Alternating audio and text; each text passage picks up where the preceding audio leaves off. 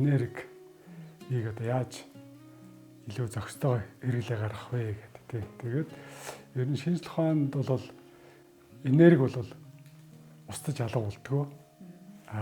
Хувьсаж өөрчлөгдөх шилжилтийн процесс явагддаг. Тэгвэл энерги маань одоо нэгээс нөгөөрөө шилжихээс гадна одоо нэг өнцгөөс нөгөөрөө ингээд шилжилт маш хурдан явагддаг.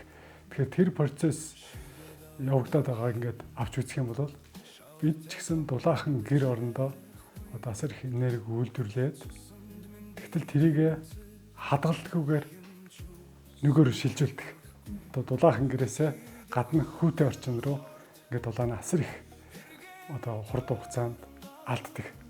Тэгээ алдахаар бид одоо амьдралын нэг таатай тухтаа нөхцөл ингээд эргээд алдагддаг. Тэгвэл биднээс амьдарч байгаа байсан яавал дулаан нэг авсан дулаанаа удаан хугацаанд хадгалж бидний амьдралын таатай нөхцөлийг нэг чахах боломжтой вэ гэдгийг одоо ингээд судалгаа хийгээд дэлхийд дахинд бол энэний шалгарсан маш олон судалгаа одоо тэрэндээ таарсан төгссөн технологи материал юмнууд бол их гараад ирсэн. Тэгэхээр одоо тэр талаар ингээд судалж байгаад тэр үзүүлэлтүүдээс биднээс одоо зохистой материал, зохистой технологийн хэрэглээд тэгээд одоо энэ эрчим хүчний хэмнэлттэй энэ Орос улсыг барьж өгсөн. Ингээд барьж өгснөөрөө бид энэ байранда нэгдүгээрт ингээд тогтоо тухтаа дулаахан байх бололцоодоо хоёрдугаарт нь энийгээ дагаад ашиглалтын зардал гэж нэг гардаг. Одоо тэгэхгүй бол биднээс дулаан ингээ алдаад байхаар асар хэмжээтэй дахиад дулаан үйлдвэрлэж дулаахан байлгах гээд ингээд энерги их зарцуулаад байна. Тэр хэмжээгээр энэ энергийн зарцуулалт их байна гэдэг чинь биднээс байгаль орчноо эргээ сүйтгэх.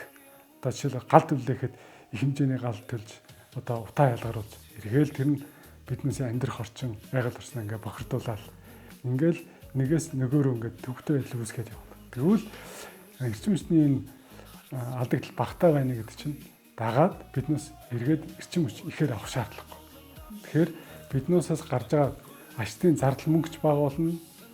Тэрийгээ дагаад байгаль орчиндооч ээлтэй энэ таатай нөхцөл үүсэх одоо энэ байдлыг бий болгож байгаа юм. Тэгээд тэр маань өөрөө ингээд одоо сүүлийн энэ талаар их тэрээс нь сайн хөгжсөн технологи барилгын материал маань өөрөө сайн хөгжиж байгаа учраас биднээс энэ асуудлуудыг хамгийн зохистой хэмжээнд судлаад тэндээс одоо энэ хамгийн одоо зохистой байдлаар энэ барилгын одоо төсөлтөд хэрэгжилж өгснөөр яг тэр одоо нөхцлүүдийг хангах ийм ашигтай хувилбаруудыг бий болгож чадсан. Тэгэхээр одоо энд одоо нэгэнд амьдарч байгаа хүн маань тэр амьдралын таатай нөхцөл тэгээ илүү хэмнэлттэй ийм одоо амьдрах болцоотой болж байгаа юм аа.